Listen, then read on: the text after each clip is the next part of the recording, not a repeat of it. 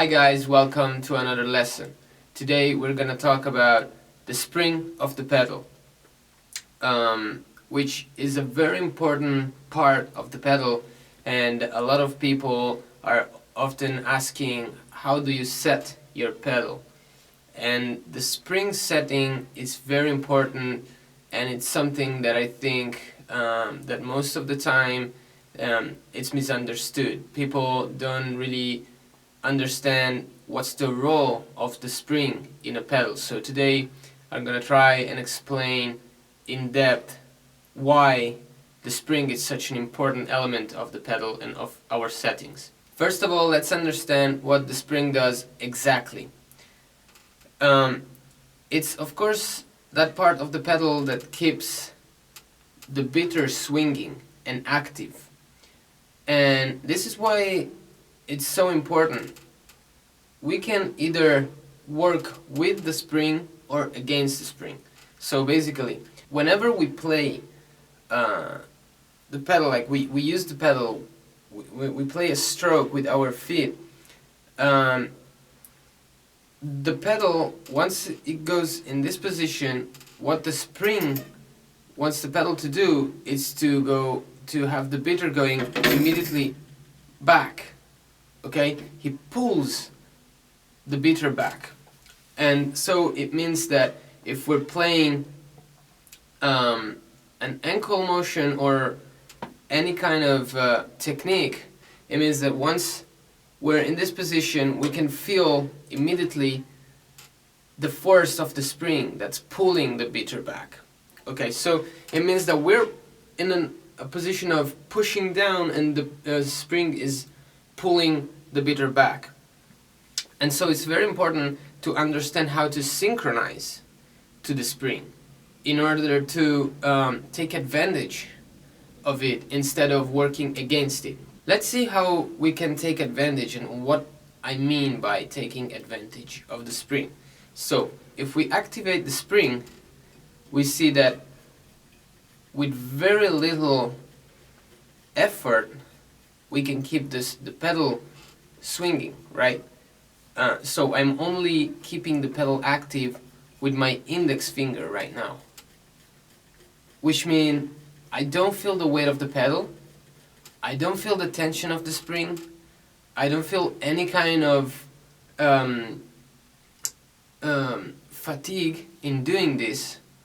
And this is exactly the concept that I want to apply with my ankle motion. And I talk about ankle motion and not leg motion because, of course, the weight of the leg, it's always heavier than the force of the spring, so we don't really feel the force of the spring when we play a leg motion. But instead, when we play an ankle motion, that's completely different, because when we use articulations, we are using smaller muscles that can support certain efforts, certain fatigues. So it's harder for us to work against the spring tension only with the micro muscles of the ankle. Okay, so that's why it's so hard sometimes to control the pedal, because it's difficult for us to synchronize to the spring motion with our ankle motion. Okay? So, what does the spring actually do? The spring, it's something that we will have to activate, and that actually does the job for us. And this is a very important concept. Okay? The spring takes all the physical work away if we work with it. Instead, if we work against it, it's gonna make our job 10 times harder.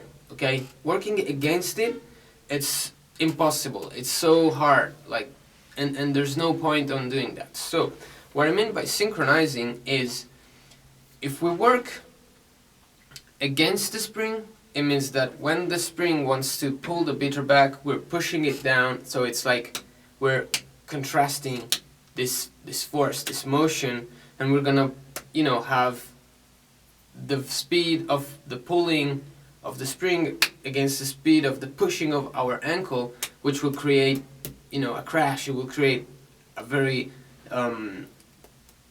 intense work for our body. So we will have to have support of bigger muscles, so the leg motion, and that's why sometimes we have hard times only using ankle motion. Instead, if we work together, synchronized, it means that we're just basically following. We push the spring down and then we follow the spring back up.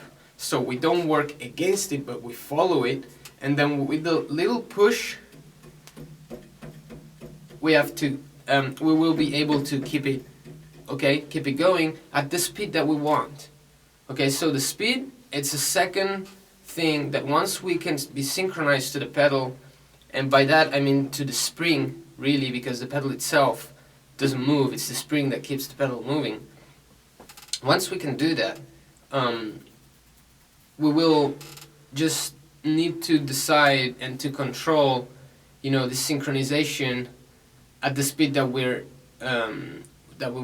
we need for that part of the piece of music or practice that we're doing. So this is why the spring is so important, and automatically the spring setting will make a huge difference. Of course, everybody knows that if we loosen the spring, the pedal will be slower because the spring won't be very tight, so it will have a slower response. And if we tighten it to the max, the pedal is going to be faster. But at the same time, if we loosen it up, we will have less rebound to control, and if we tighten it up, we will have a lot of rebound, and so we will have to work on our body reaction of our ankle reaction way faster, like a lot more, because we will have a very fast response of the pedal, and so we want to be ready to follow it back so fast. So the spring tension has to be regulated based on our body preparation. We have to understand how fast is our ankle motion and then set the spring based on that speed. We will have to go all the way down with the setting, start to try and see how it feels, and slowly tighten it up until we don't feel it's comfortable, until we don't feel like our foot is faster than the pedals come back. And if it's tightened too much, we will feel like we don't have the control, like the pedal is too fast for our foot. So we have to get to that point, and so it's very, very, very important to set the spring based on our body preparation and not based on what we see on the internet, on how our favorite drummer sets the spring. It makes sense that if you tighten it up like to the max, the pedal will be faster, but if we're not prepared to that kind of speed, it's useless. We're just gonna have hard times to stay synchronized and to take advantage of the spring. So keep this in mind and start trying to play with the settings of the spring and see how it feels. So the workout that we have to do to get used to stay synchronized to the spring, or if to check if we are able to do so, it's to first of all start feeling this type of approach with our hand, which of course it's gonna be easier, and so just let the pedal swing with our hand, following it, trying to not feel the weight of the pedal, so in this way.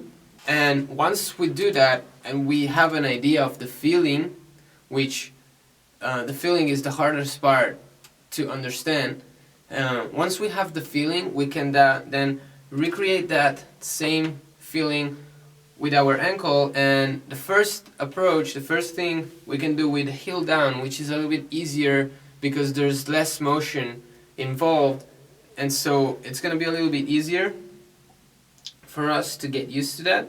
So in this way, so starting very slow and slowly increase the dynamic of the motion. We don't even need to play against the surface that we're we're doing this exercise on, either bass drum or a practice pad. We just need to keep the swinging going. Of course, then if we hit the kick, it's not a problem. But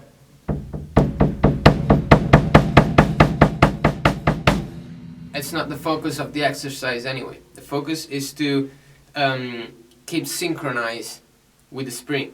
Then second step, it's gonna be playing the same thing with all the other techniques that we know, which can either be heel up, heel toe, or slide, accenting strokes, swivel, whatever it is. We have to make sure that we're able to stay synchronized to the spring with any technique. If not, we won't take advantage of it. So we might be able to do so to stay synchronized with the heel down, but then when we play heel up, since it requires more motion, it's a little bit harder and we might not do it. So let's make sure that with the technique that we usually use, we are able to stay synchronized to the spring. So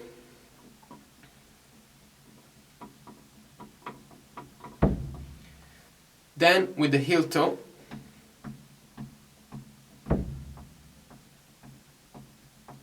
then swivel,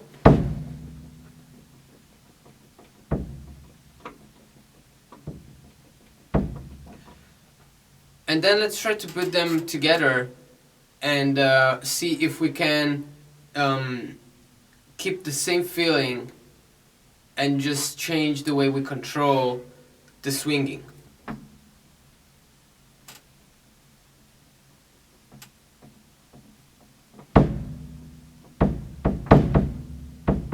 So of course the swivel requires a little bit more speed in the motion, because the lateral motion